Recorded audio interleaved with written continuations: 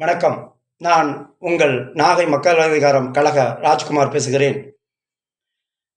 மாபெரும் ஆயுதம் மக்கள் அதிகார கழகத்தின் கொள்கை அறிக்கை அறிமுக நிகழ்ச்சி நாளை 3/8/2025 அன்று மாலை 4 மணி அளவில் மனிதநேய மக்கள் கட்சி அலுவலகம் பைபாஸ் சாலை திருவாரூரில் நடைபெற இருக்கிறது. இந்த மாபெரும் ஆயுதம் கொள்கை அறிக்கை அறிமுக நிகழ்ச்சிக்கு மாணவர்கள், இளைஞர்கள், விவசாயிகள், சமூக ஆர்வலர்கள் அனைவரும் கலந்து கொள்ள வேண்டும்.